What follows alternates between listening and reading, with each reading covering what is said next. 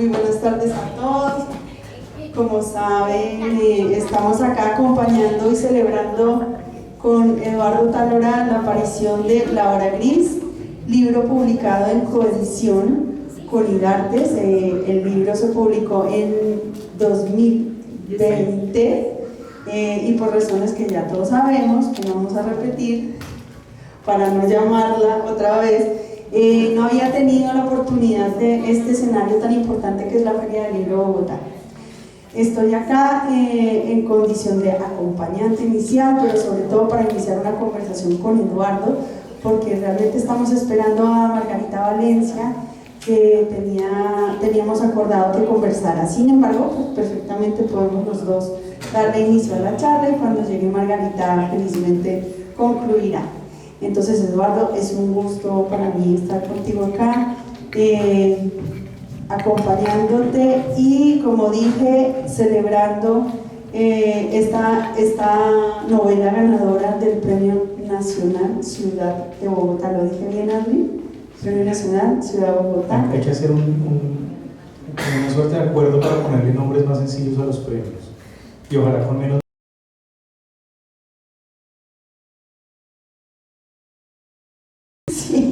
Como no sabe que no se El editor no mira mal, como usted no sabe el premio que se ganó, pero cuántas mayúsculas le pone y por qué.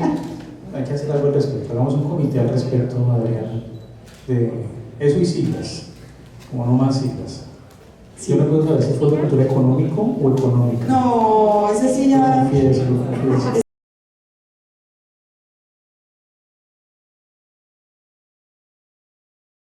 La cultura es económica, el fondo no. Bueno, Eduardo, para dar inicio un poco a la charla, introducir aquí a nuestro público asistente, cuéntanos cómo fue el proceso de escritura. No hemos tenido oportunidad de hablar de esto, el proceso de creación de autor y cómo llega el momento de la decisión de presentar este proyecto, esta obra que en ese momento era un manuscrito al Premio Nacional Ciudad de Bogotá. Bueno, la historia es lo suficientemente larga como para que llegue Margarita y entonces la vamos a echar como con efecto crispeta, que dure como unas crispetas son mágicas, ¿no? Una crispeta es así de chiquita y de pronto. Entonces vamos a contar una historia con efecto crispeta y dice así.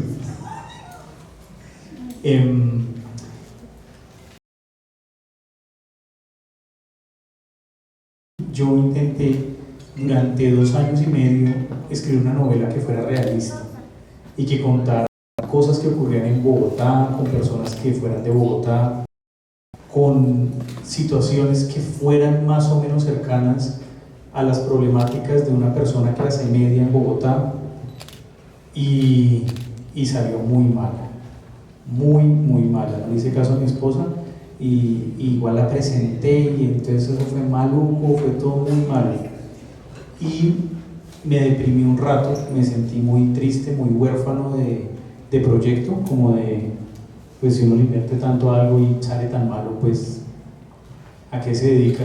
Y pues ya uno está viejo, ya lo de físico-culturista no era una opción en mi vida y entonces estábamos, creo que en San Andrés en unas vacaciones y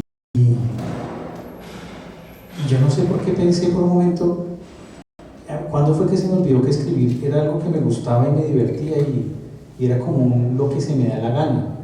Como que no era que quedara bien o mal, sino que yo me divertía. Antes todo quedaba mal, pero pues porque no sabía hacer cosas. Pero como por un momento recordé, y si uno hace lo que se le da la gana sabiendo hacerlo, ¿no será que eso funciona? Los futbolistas son un buen ejemplo de esto. Yo creo que la mejor época de Messi era cuando jugaba por divertirse solamente y era tremendo. Ronaldinho es tremendo ejemplo de eso, ¿no? ¿No conoces? Sí, Ronaldinho se divertía, bailaba jugando fútbol. Yo decía, pero ¿no era que no se puede divertir? Puedo hacer una novela sobre lo que se me diera la gana. Y lo que se me dio la gana fue una cultura chatarra que uno ha consumido en su vida y era pues hagamos una película como de apocalipsis. Y pues, ¿qué? En serio. Entonces aparecía una cosa muy rara sobre el apocalipsis, y es que, pues, con toda la chatarra que había consumido el apocalipsis, siempre era como hollywoodense, ¿no? Como, ¡wow! ¿No? Me acuerdo de esas escenas de 2012 en las que un man con una limusina va subiendo por una montaña en Yellowstone y llega a la montaña y entonces el fin del mundo ahí se logra colgar de un avión. Y yo, bueno, no, pero ¿qué pasa si el fin del mundo ocurre en un lugar? Llegó Margarita, ¿vieron? El efecto crispeta es infalible. Con un aplauso. ¡Bravo, Margarita! ¿Vieron? Todo está perfectamente calculado. Entonces... Perdón. Adelante, súbete. La vida es el reflejo. Sí.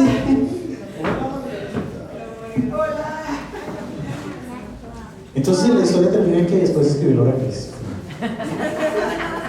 Y en fin. No. No, la podemos alargar todo el tiempo. Mientras se quita la chaqueta y demás. La pregunta era hacer lo que se me dé la gana y me haga feliz, y esta imagen del apocalipsis. Y se me ocurrió que nuestro país está tan llevado que si uno vive en un páramo por allá, no sé, en el nido de los pastos, como que el apocalipsis no le llega nunca, como que los zombies no van a llegar allá, porque por donde llegan allá no llega ni el Magdalena, ¿sí? Como no hay carretera, no hay aeropuerto cercano, no hay nada. Entonces, que si uno viviera en el nido de los pastos, pues no le va a llegar el apocalipsis. Y eso está chévere. La contraparte de eso es que a ellos les llega el apocalipsis más o menos cada vez que hay toma guerrillera, o toma paramilitar, O cada vez que alguien le da gripa. o cada vez que alguien le da gripa y no hay centro de salud cercano, o como que vivir es estar al borde de la desgracia y del olvido. Y dije, ese es un terreno tremendo para el apocalipsis. ¿Cómo sería el apocalipsis? Y arrancamos. Y eso fue un detonante creativo. No, pues ya dijiste la semilla inicial, la chispa inicial para que resulten los proyectos, resulten en todo sentido, en términos de éxito, en términos de premio, pero más que hablar de la palabra éxito, es qué te hizo feliz en ese momento, y fue escribir y divertirte y arrojarla toda en tu computador y de pronto arriesgarte a presentarla a un premio, y de pronto una editorial interesada decide publicarla, y pues yo creo que a partir de ahí es como ya sabemos que se hacen las cosas. Es como cuando uno prepara un huevo frito con mala gana, le queda o quemado o crudo, o lleno de aceite, ¿cierto? Sí, en cambio, si lo haces con cariño y te lo piensas A veces también queda frío. Bueno, no. y es más doloroso. Te toca votar. Los dejo entonces en conversación. Gracias, Margarita, por acompañar a Eduardo. Voy como público. A mí me parece que debería quedarse aquí acompañándonos. Bueno, y me disculpo. Hola. Yo estaba metida en el apocalipsis. El apocalipsis de la lluvia. De Otálora, en la mitad de el horror bogotano que se me ha olvidado. Yo estaba, y ya ustedes estaban hablando de la obra gris. Pero arranquemos con Y usted estaba contando que fue feliz escribiendo eso. Muy feliz. Que volver sobre eso. No, atiéndase y me explica. No puede ser verdad. Mis tres terapeutas lo saben. Pero yo pensé, leyendo la obra gris como así, ¿verdad? No sé si a ustedes les pasó que uno lo lee como, ay no. Sí, no, sí. no, Sí, sí. Y ya pensando, es que a Eduardo le gusta lo del apocalipsis. Y venía pensando en Madonna. Y venía pensando en el exceso y en el defecto. Yo no me acuerdo qué pasa al final de Madonna, honestamente. Es un apocalipsis. Bueno, pero por exceso. Sí, por exceso. Y es un apocalipsis que es un comentario porque yo estuve leyendo la obra gris todo el tiempo como conectada con la ciencia ficción, no sé por qué. Ah, sí, bueno. Pero creo, eso es muy importante. Ah, bueno, pero me encanta que usted también piense eso. Yo terminé y pensé que no, que no. Vamos a ver. Que era realismo sucio. Sí, Es realismo mágico sucio, ese es mi género. es realismo sucio, sin mágico, o sea, es decir, ¿no? Sin jarabe, nada, es realismo sucio. Pero yo sí, claro, me senté y dije, claro, zombie, esto es ciencia ficción, que no es, por supuesto, es realismo y es más bien como una novela política. Yo no sé si es que yo he estado leyendo últimamente, como he estado en los últimos 15 días mientras leía la obra gris metida como en toda la producción editorial de los 60 y 70, que fue un momento de efervescencia política en este país, de una cantidad de gente que pensaba cómo debía ser el país y lo escribía, y la otra gente lo leía y opinaba. Era como un momento feliz, me pareció a mí leyendo esto. Y mientras leía la obra gris dije, volvimos por fin, después de muchos años como de desierto intelectual, volvimos a un momento en el cual hay unas personas sentadas pensando en este país políticamente y escribiendo sobre el tema. Por ejemplo, en la obra gris. ¿En serio? ¿En serio? Ese era otro yo, el que tiene pelo y es rubio y se llama Adolf. Pero pensé que después, claro, ya montada en la teoría política, que me gustó más que lo de la ciencia ficción, volví a Madolia. Madolia es también una fantasía política. También noten que él dijo que sí, que sí. Sí, Madolia es sobre las bonanzas, sobre qué le pasa a un país cuando se traquetea, pero con leche, digamos, que es como que... Hagámosle un resumen rápido a Madolia. Madolia es la historia de una niña que nace en un prostíbulo producto de una violación masiva porque se volaron unos presos de una cárcel que es un barco y se volaron... Es una historia que empieza también con canibalismo. Sí. A mí se me ha olvidado eso. A mí el canibalismo me está empezando a gustar. Está claro que le gusta desde hace mucho tiempo. Ahora se entienda. Me está empezando a gustar, así que cuídense. Empieza con caníbales que Caníbales en una cárcel. Sí.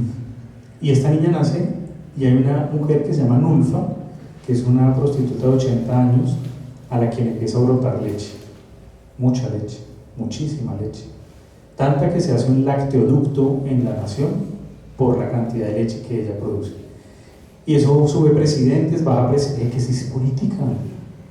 Claro, sube presidentes, la leche, baja presidentes, matan a un presidente y luego se acaba la leche y se acaba el país otra vez y queda un desastre y queda la niña por allá toda sacrificada, la matan, pero el país ha rejuvenecido y tiene un nuevo esplendor. Sí, es política. Es una novela evidentemente de corte político que habla también del apocalipsis. Es decir, de las diversas formas de concebir el fin de algo. Esa es una, por exceso. Y esta de la hora gris es por defecto. Sí, como que hay que preguntarse, y ahí conectamos con lo del mundo zombie lleno de, como el hollywoodense, y es que en serio el apocalipsis como... Claro, cuando yo la escribía no había COVID-19, entonces yo me lo tenía que imaginar. Y la respuesta fue que en ese páramo donde la gente estaría en mi cabeza, pues el fin del mundo iba despacito, como una tortuguita que va y finalmente allá se enteran, pero el resto del mundo está mal, ya todo está acabado cuando ellos dicen, ay, qué puta, se acabó el mundo, ¿y qué hacemos? Pero un minuto. No hay una pandemia, No. hay un desastre medioambiental. Sí, es una crisis nuclear que deriva en una contaminación global. Es una contaminación global de minutos, es decir, tampoco es que llegue a espacio, es que sencillamente ahí se empiezan a morir ese día y en otra parte A lo que voy con eso de la crisis medioambiental es que en la hora gris, en un paso adelante de Madolia y la exuberancia, hay una constante reflexión ética. Y usted diga, ¿what? Yo, constantemente. Es decir, usted lo que está haciendo es poniendo a la gente en el extremo final de su comportamiento humano y viendo a ver qué hace. Sí, la respuesta es sí, la respuesta totalmente sí, porque una de las preguntas en la creación de la historia era que no le salga bien nada. Si las cosas van a salir mal, que sea en serio, como en la vida real, como que si uno está en serio en un terremoto, si uno está en Armero, uno no va a ser de los 2000 que se salvaron porque estaban, no sé, tomando pola en el pueblo de al lado. Uno va a ser del que le pasó de los 2 millones de los 25.000 que eran allá, y lo sumo va a ser como la niña que quedó con los ojos negros. Ese sería mi escenario espectacular de positivo, porque creo que somos más las víctimas del mundo que, sí, pues como los que la pasan muy bien. Entonces fue un mandato como al límite, sin tregua con la historia, lo que la historia vaya a determinar. Realismo sucio. Realismo Ya ahora sucio. estamos todos instalados Sí. en la verdad del género. Okay. Qué horror. Y lo segundo era, pero el personaje en el extremo de sus posibilidades, ¿qué? Y ahí sí ya era una exploración sobre las personas, como ¿qué le pasa a uno si está en sus situaciones de más dificultad económica, emocional, física, como los límites de la tolerancia de la humanidad, del ser humano? Compra Twitter. Compra Twitter. Comprar tu papel higiénico para hacer luego papel para libros y tener una gran industria en época de escasez de libros. Sí, un negocio que se me pasó. A comprar más papel higiénico, comprar muchos pañitos. ¿Qué hace la gente? En los límites. En el fin del mundo, que es donde estamos viviendo. Es Todo el decir, tiempo. la situación política es evidente, un mundo en el cual la gente pues se está muriendo de hambre y tiene que tomar decisiones en relación con esa hambre, y las otras personas que se están muriendo un poco menos de hambre, que es Porque creen que no se van a morir de hambre. el conflicto sensacional, también toman decisiones en relación con eso. Y eso se volvió el mandamiento, al límite. Y eso era muy divertido. La verdad es que era muy chistoso, porque uno decía, a ver, ¿qué es lo peor que le puede pasar? Pues todo. Sí, pero siempre había como un deleite, como en qué sería lo peor que le podría pasar a una madre de familia en medio del apocalipsis zombie. Y siempre Madre de familia. ¿Viste? Pero ya, entonces, y todo podía ir peor. Eso fue parte del entretenimiento. Claro, lo que pasaba ahí fue que empecé a descubrir que los personajes empezaban a hacer unas cosas que yo decía, pero ¿esto dónde está saliendo? Porque si los llevas al límite, ellos van a responder como las personas. Es la convicción, que es donde viene la convicción ética. Cómo nos portamos como seres humanos, cómo funciona el aparato político en el cual vivimos. Y cómo la convención moral se transforma, se crea de nuevo, se transgrede de nuevo, como que eso se ve súper líquido, y la convención moral no existe en un momento, como que nos toca inaugurarla. Y entonces, para ponerlo ya en esos términos, son 3 estadios de convenciones morales. Son como si uno pudiera decir que cada una de las partes de la novela fuera, mira lo que me puso a decir, esto yo nunca lo había dicho, fueran como 3 códigos morales de comportamiento. En este mundo está permitido esto, que es horrible; en este mundo está permitido esto, que es más horrible; y en este mundo está permitido esto, que es los como nosotros y los carne humana. Así arranca el asunto. Hay gente que es como nosotros. La tercera parte, que es el estadio en el que estamos todos ahora. Hay gente como nosotros y hay otros que no son como nosotros y son los carne humana, a los que les podemos hacer cosas porque pues porque son otros, vienen de otro país, son de otro color, se reconocen de otra manera, son otros. Hay twists, hay sensacionales, y una historia que parece que no se continúa, pero sí. Pero antes de eso yo quería hablar del horror de esos narradores niños, porque pues eso sí que lleva a la gente al límite. Es decir, se supone que justamente en la práctica de la maternidad o la paternidad o de la crianza es donde, digamos, nos reconocemos como seres éticos, porque en teoría tenemos que educar a otra persona así. Sus tres narradores son niños que están actuando como niños, es decir, tienen unas convicciones que alguien más les enseñó y respecto de las cuales actúan. Esa es la clave. Aquí hay dos componentes, uno que es técnico y uno que es más... No, de verdad yo a veces pienso, créanme, yo a veces tengo ideas políticas en el fondo de mi corazón que están todas chuecas, pero en el fondo está una pregunta técnica y una pregunta como de concepción del mundo. La pregunta técnica es, esto lo tiene que contar alguien, porque pues si no, entonces ¿qué hago con esta novela? La tiene que contar alguien. Sí. Y eso es una pregunta técnica, y es ¿qué le conviene más? ¿Desde dónde apunto? ¿Qué informaciones necesito dar? ¿Cuáles necesito ocultar? ¿Qué sensación necesito generar? Es una pregunta técnica. Completamente. Entonces empieza uno a hacer la matriz de Excel y empieza, aquí tercera persona no me sirve porque salgo de acá, después voy a saltar 2500 años en el futuro, esta mierda cómo la hago, no tengo ni idea. Tendría que afrontar la existencia de Dios. O me tocaría de pronto contar toda la historia, entonces me tocaría como Isaac Asimov hacerse 7 tomos de un libro y yo no tengo gasolina para hacer eso. Es una pregunta técnica complejísima. Técnica. Y entonces dije, no, esto toca en primera persona, enfocado en una acción concreta. La segunda parte de la pregunta es, ¿y qué? ¿Y quién va a ser esa primera persona? Y ahí viene el asunto de concepción del mundo. ¿Cómo hago? Que también es una pregunta técnica de alguna manera, pero más bien la puedo voltear. ¿Quiénes son los seres en el mundo que no cuestionan su realidad porque no tienen criterio para cuestionarla, sino que solo viven en ella y la cuentan? ¿Quién contaría con mayor naturalidad y genuinidad, si esa palabra existe, los peores horrores? Pues quien no los cuestiona porque no tiene parámetro. Y pues ahí está la inspiración claramente jugando en su tableta.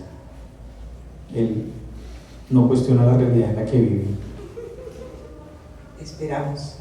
Espero que pronto ya está empezando a sacar sus colmillos claramente. Sí. Pero está en una etapa a veces en que era como, sí, mi mamá es mi mamá y no hay más mamás en el universo. Mi mamá es sinónimo de mi mamá y ya. Y pues Bogotá es la capital del mundo, porque pues no hay más ciudades en el mundo. Bogotá es la única ciudad del mundo. Exacto, y mi barrio es, yo me acuerdo que en un momento dijo, ¿cómo fue? Como si el Transmilenio era el metro o algo así, y eso es el metro, ¿cierto, papá? Sí, pues sí, no hay nada que se me refiero ahí. Era la única, en esa pregunta técnica, era como que la perspectiva que encajaba. Alguien que no pueda cuestionar esa realidad, sino que solo la cuente. Pero yo lo voy a interrumpir porque usted se metió en esto de la cosa técnica y no hay nada más difícil en el mundo que hablar, escribir con la voz. Es decir, yo he visto a todo el mundo naufragar en ese mar de la primera persona infantil. Parece que yo tengo un niño en mi corazón. Todos tenemos un niño en mi corazón, pero lo tenemos enterrado, sí, reprimido y hecho pedazos. Va la contraparte de la pregunta técnica, y es cómo hablan. Claro, ahí empieza uno como a hacer el truco del mago y empieza, bueno, a ver qué palabras, cuáles palabras le puedo atribuir a este personaje, cuáles necesito, cuáles me sirven, cuál es su configuración gramatical. Bueno, todo eso es puro trabajo técnico. Pero en el fondo, apenas esas preguntas técnicas como que se van resolviendo, viene ese momento que yo creo que es lindo de la escritura, es como la posesión. Yo me acuerdo que yo a veces estaba por ahí caminando y decía, Ever, háblame, una esquizofrenia involuntaria, como háblame, Ever, quiero escucharte, Ever, dime algo, Ever. Y Ever dice, sí, la beba es linda, y yo, la beba, puta, la beba. Ever dice la beba, y yo, bueno, listo. Después, Elian, háblame, Elian, ¿qué te molesta? Pues pobre Elian le pasa de todo. Entonces yo era, Elian, pero ¿cómo dirías, Elian? Y bueno, ya lo curioso es que el último la última parte fue la primera que yo escribí. Sí. Y esa tenía un reto que era muy bravo porque era, y cuando el lenguaje ya se desarmó, cuando como el mundo se acabó del todo, Pues el lenguaje nuestro. el lenguaje nuestro. Inventarse otras palabras para nombrar Claro. otras cosas. Entonces yo dije, ese mundo que está allá ya se desconfiguró, pero eso tiene que estar en otro lenguaje, pero eso lo tienen que entender mis lectores porque nos va a escribir ahí como con puntos y rayas. Y ese Tata sí me habló rapidito, porque fue como, estamos en San Andrés y a los niños les dicen Tata Avi, creo que es que le dicen, no, Viavi, es que les dicen Tata Viavi. El bebé se llama Viavi. El bebé le dicen Viavi. Y a mí eso me quedó ahí, y yo, Viavi, Tata Viavi, y dije, pues hagamos eso, juguemos a palabras que suenan y nos remiten, de pronto por sus sonoridades, a situaciones. Y desarmemos el lenguaje, como una mirada más primaria, como si uno tuviera que llamar las cosas cuando no tiene las palabras, como cuando no es un competente lingüístico, como cuando no es una persona competente lingüística, sino que está chapoteando un idioma. Entonces empieza esa cosa púrpura, y pues se llama la cosa púrpura, que no sé qué es cosa púrpura, pues es Adriana, perdón. Adriana se llamaría cosa púrpura en un mundo imaginario. Y empezó, entonces los como nosotros porque son como nosotros, los carne humana porque son carne humana, Tata porque pues Tata. Bueno, en los 3 episodios, que son episodios de, digamos, en donde va narrando, va progresando el fin, digamos. Es el fin, el peor fin y el fin más fin, creo, que así es. En esos 3 episodios usted conserva, sin embargo, en los 3, como una cierta estructura familiar. Sí, y eso respondía a una pregunta de, claro, realismo, ya lo entendí, sí, realismo. Este apocalipsis Rambo no funciona. Rambo solito no acababa con la guerra se me olvidó, de los rusos contra Afganistán. No iba a ganarle a los rusos Rambo solo.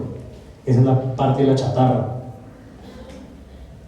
Pero entonces quitémosle la chatarra a esos asuntos y quedan núcleos, ¿sí? Se arman familias. Y yo sí dije, esto no puede ir la gente sola por el mundo. Esto sí, porque somos seres sociales y en tanto somos seres sociales necesitamos al otro para sobrevivir. Entonces se empezaban a aparecer. La pregunta es, ¿qué tipo de familias iban armando? Bueno, necesitamos al otro para supervivir y ahí está, digamos, una de las... A mí me pareció uno de los comentarios más ácidos sobre la sociedad en la que vivimos ahora, esa idea de supervivencia que usted plantea, de sociedad y de supervivencia. Es ahí donde yo veo, pues sí, yo leía eso y pensaba, qué horror, y pensaba, yo vivo ahí, en esta supervivencia y en esta sociedad. Sí. Quisiera que hablara un poco de eso, de la idea de supervivencia y de la idea de sociedad para sobrevivir. Yo creo que Margarita tiene un talento enorme por ponerlo uno a decir cosas que no sabe que hizo. Es tremendo. Entonces, me obliga a confesarme.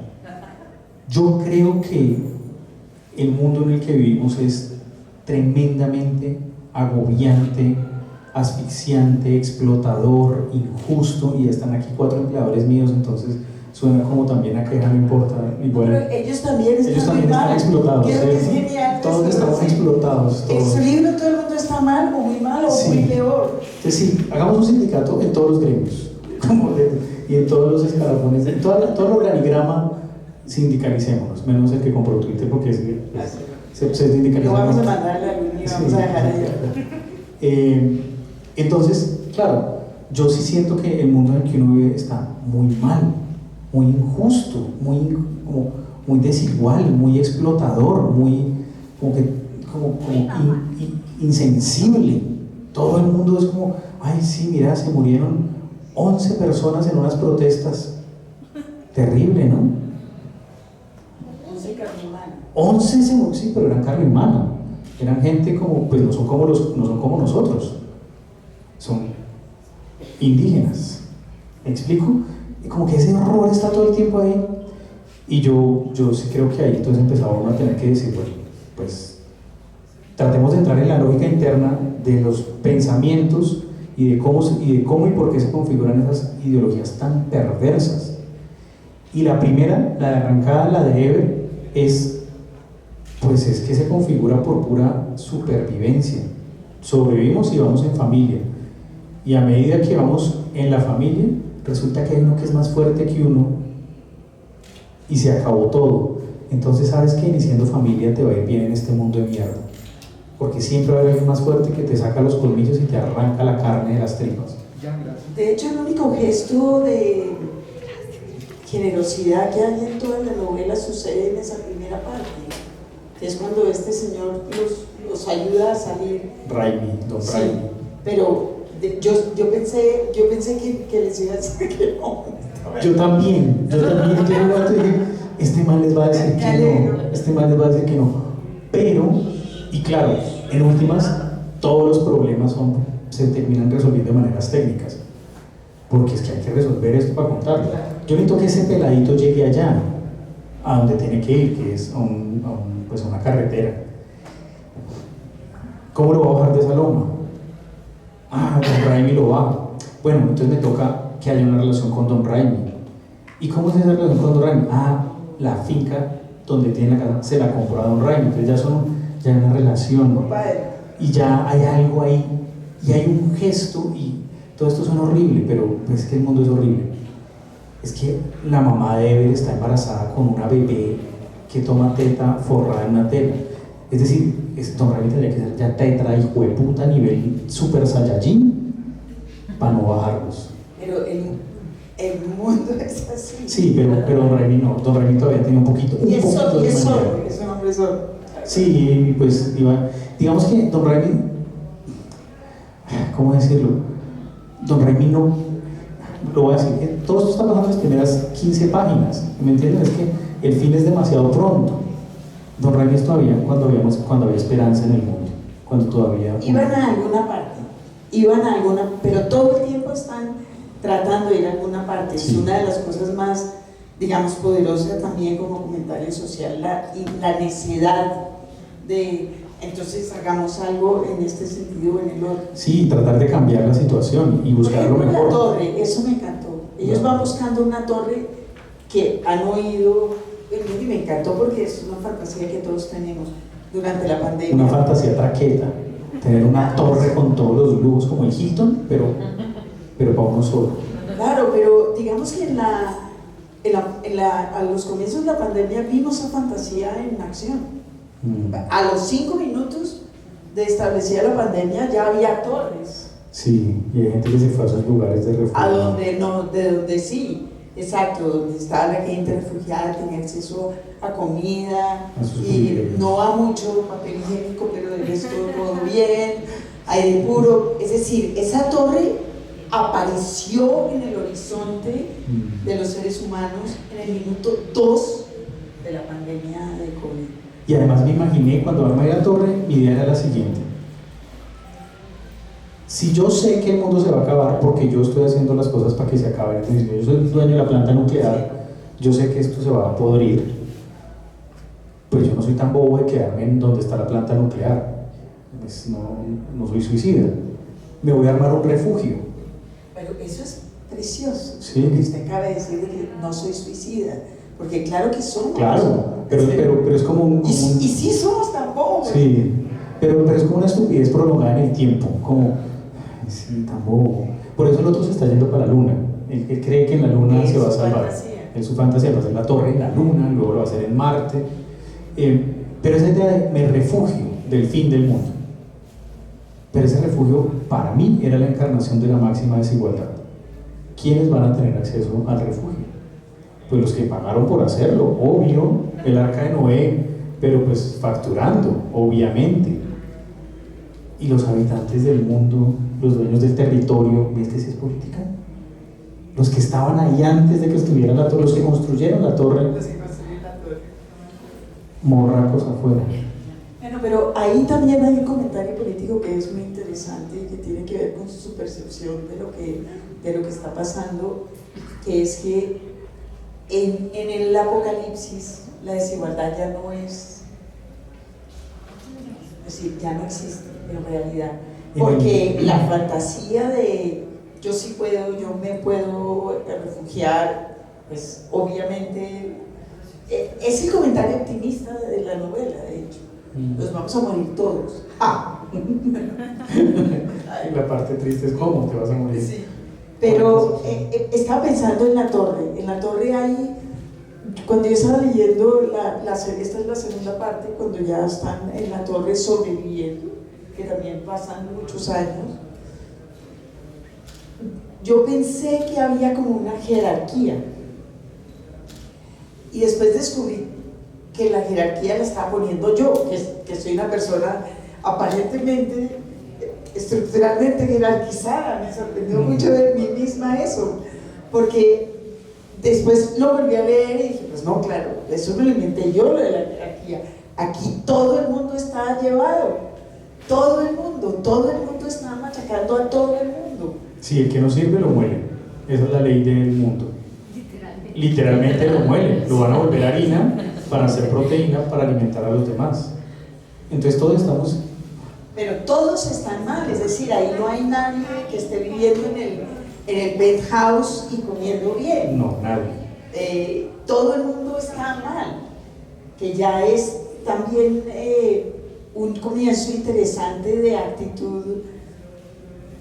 Digamos, en el momento en el cual esto se vuelve deja de ser una distopía, pero sí empieza a ser un comentario de ajá, a Sí, ver. todos estamos mal, con un mandamiento.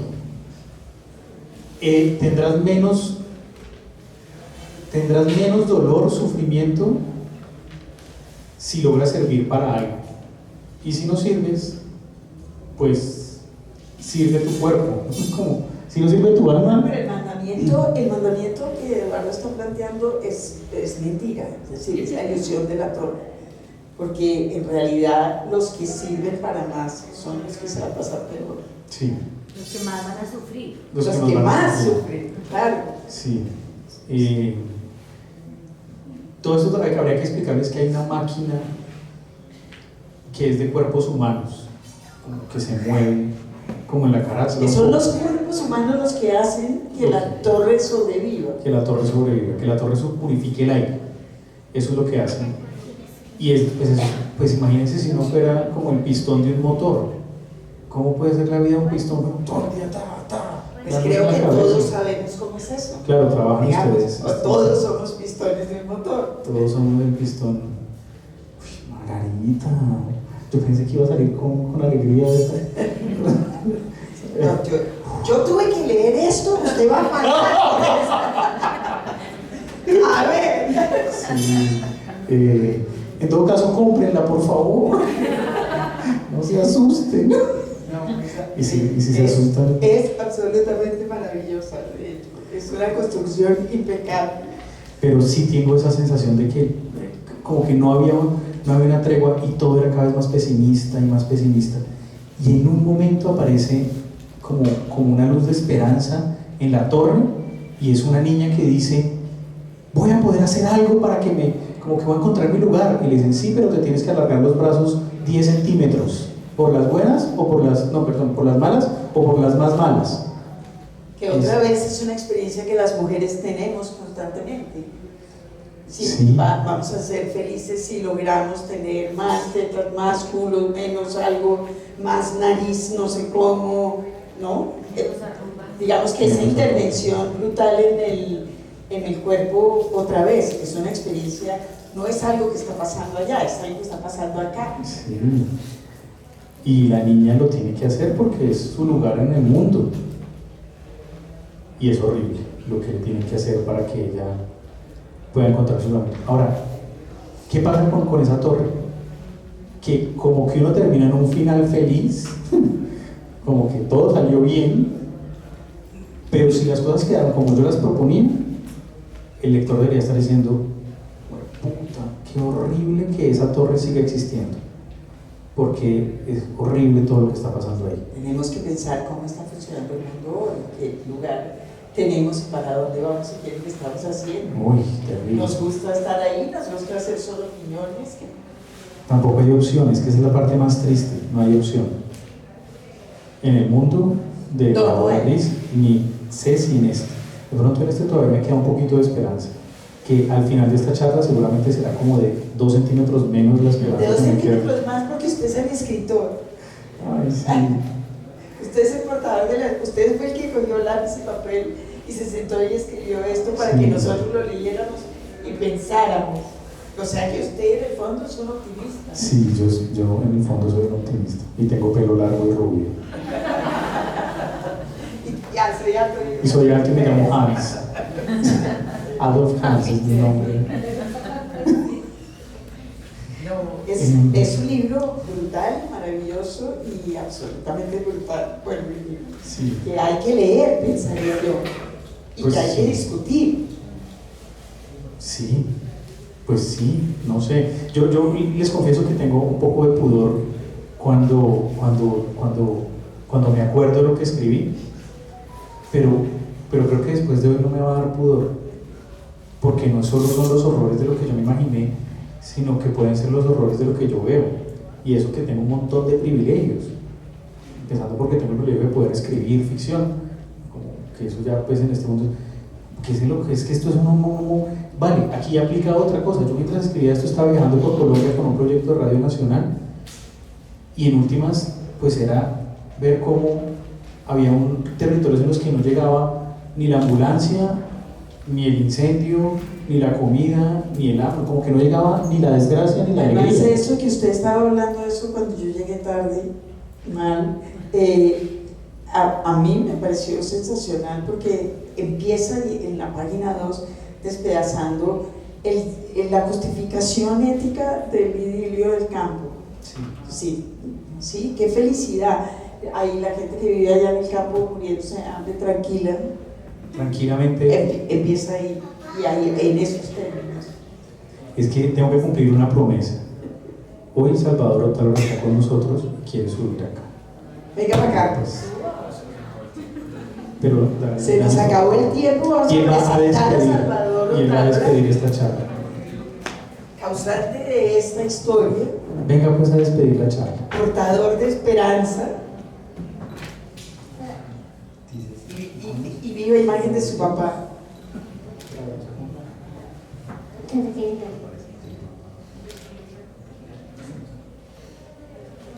Gracias por habernos acompañado. Adiós. Chao. Chao.